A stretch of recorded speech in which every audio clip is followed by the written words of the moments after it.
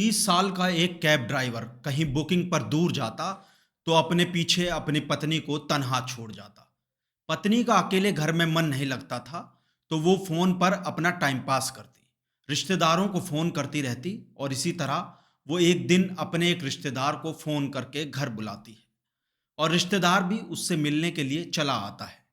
धीरे धीरे पति की गैर मौजूदगी में रिश्तेदार का घर आना जाना बढ़ने लगा था और कैब ड्राइवर की बीवी उसकी तरफ आकर्षित होने लगी थी। वही रिश्तेदार भी उसकी खूबसूरती का कायल हो चुका था और फिर एक दिन टूट जाती है इन दोनों के बीच मर्यादा की हर डोरी। दोनों के बीच बने अवैध संबंध की बात कैब ड्राइवर से ज्यादा दिन तक छिपी नहीं रहती। वो अब पत्नी से रोक टोक करने लगा था। उधर रिश्तेदार के घर आने पर भी पाबंदी लगा दी थी। अब रिश्तेदार और कैब चालक की बीवी के बीच रोड़ा बन रहे पति को एक ऐसी मौत दी जाती है जिसे सुनकर पूरा पूरा जिला कांप उठा। दिल दहला देने वाली इस कहानी को अंत तक जरूर सुने और जिन लोगों ने हमारे चैनल को सब्सक्राइब नहीं किया है वो अब कर दें। ये सच्ची कहानी उत्तर प्रदेश के सीतापुर की है।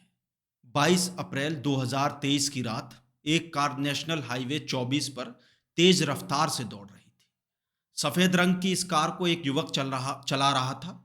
कार के ऊपर खून लगा हुआ था, तो सामने से आ रहे पीसीआर वैन में बैठे पुलिसकर्मियों की नजर कार पर पड़ती है। एक तो कार की स्पीड बहुत तेज, ऊपर से कार के ऊपर लगाता खून। पीसीआर में बैठे पुलिसकर्मियों को किसी अनहोनी का शक हुआ, तो पीसीआर वैन से कार का पीछा करना शुरू कर दिया। आगे आगे कार सवार जो कार को स्पीड से भगा रहा था और पीछे पीछे पुलिस की गाड़ी। कार सवार को पीसीआर कर्मी रोकने की कोशिश करते हैं और जब पुलिस ने कार का पीछा किया तो चालक ने स्पीड और बढ़ा दी। नवीन चौक से कनवा खेड़ा मोड़ तक पुलिस ने कार का पीछा किया। इसी बीच कार चालक कार को खड़ा कर झाड़ियों में जाकर छिप गया। पीछा कर रही पीसीआर मौके पर पहुंची तो पुलिस कर्मियों ने फौरन कार के पास जाकर देखा तो कार में कोई नहीं था। उसके बाद कार का गेट खोला जाता है तो कार के अंदर से खून से सना एक चाकू मिलता है और आगे की सीट खून से पूरी लाल हुई पड़ी थी। इसके अलावा कार के अंदर जगह जगह खून के छींटे पड़े हुए थे। कार के अंदर का मंजर देखकर साफ था किसी की हत्या की गई है। मगर पुलिस के सामने चुनौती ये थी कि मरने वाले की लाश कहाँ है। कार चालक पुलिस के पीछा करने के बाद कार छोड़कर फरार हो गया था, तो पुलिस को पहला शक उसी पर हुआ। पुलिस को आशंका थी कि कार चालक ने किसी की हत्या कर दी है। कार के नंबर के आधार पर पुलिस कार चालक की तलाश में जुट जाती है। कार चालक के बारे में जानकारी जुटाई जाती है तो पता चलता है कि कार मिथिलेश नाम के एक व्यक्ति की है।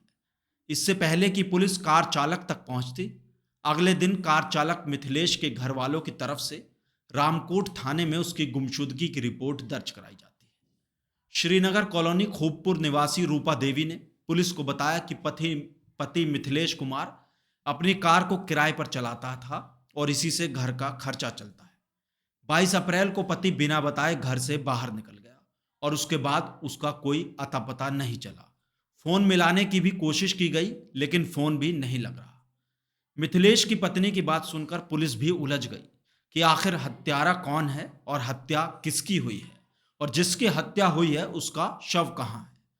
अभी पुलिस पूरे मामले की जांच कर ही रही थी। इसी बीच 26 अप्रैल को पुलिस को खैराबाद के रहीमाबाद पुल के पास एक शव पड़ा होने की सूचना मिलती है। पुलिस फौरन मौके पर पहुंचती है तो देखती है कि झाड़ियों में एक युवक का शव पड़ा हुआ था। शव का सिर नहीं था और सीने का कुछ हिस्सा भी गायब था। देखने से लग रहा था कि किसी जंगली जानवर ने सिर और सीना खा लिया है। शव की हालत इतनी खराब थी कि शिनाख्त हो पाना इतना आसान नहीं था। पुलिस को शक था कि यह शव लापता हुए मिथिलेश का हो सकता है। मिथिलेश के परिवार वालों को बुलाया गया मगर शव की हालत खराब होने की वजह से शव की पहचान नहीं हो सकी, जिसके बाद शव को पोस्टमार्टम के लिए भिजवा दिया गया, जहां फिर से शव की पहचान करने के लिए उसकी पत्नी रूपा देवी को बुलाया गया। रूपा ने पोस्टमार्टम हाउस पहुंचकर पैरों की उंगलियों और पायजामे को देखकर शव की पुष्टि अपने पति मिथिलेश के रूप में की, जिसके बाद मिथिलेश के भाई विमलेश कुमार की तहरीर पर अज्ञात हत्यारों के खिलाफ हत्या का मुकदमा दर्ज कर लिया गया। परिजनों का कहना था कि शव पर तेजाब डालकर उसकी पहचान मिटाने की कोशिश की गई है, इसलिए शव गली सड़ी हालत में मिला था। शव की शिनाख्त होने के बाद शव को हाईवे पर मिली कार से जोड़ते हुए शव का डीएनए टेस्ट भी कराया गया। वहीं मिथिलेश के परिवार वालों ने बरामद हुए लावारिस शव को मिथिलेश का होने का दावा किया था। डीएनए जांच में भी कार में मिले खून के निशान भी मिथिलेश के डीएनए से मैच कर रहे थे, जिससे यह साफ हो गया था कि हाईवे पर मिली कार में मिथिलेश की ही हत्या की गई है। मगर अब सवाल यह था कि आखिर मिथिलेश की हत्या किसने की और उस दिन कार कौन चला रहा था।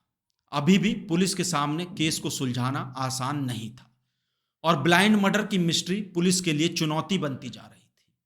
इसी बीच पुलिस ने मामले की जांच को आगे बढ़ाते हुए मृतक मिथिलेश की पत्नी की कुंडली खंगालना शुरू किया, तो पत्नी की भूमिका कुछ संदिग्ध लगी।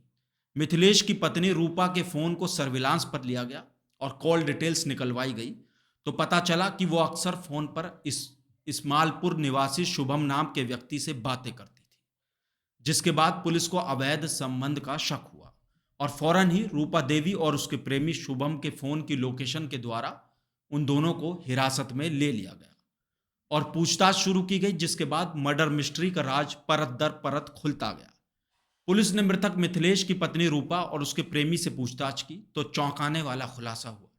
इस मर्डर मिस्ट्री का मास्टरमाइंड और कोई नहीं बल्कि मिथिलेश की पत्नी रूपा ही थी, जिसने अपने प्रेमी शुभम से पति मिथिलेश की हत्या करवाई थी। पूछताछ में रूपा ने बताया कि वो पति के साथ किराए के घर में रहती थी। पति कैब चलाने का काम करता था और कभी कभी सवारियों को लेकर शहर से बाहर चला जाता, तो कई कई दिन में वापस घर लौटता था।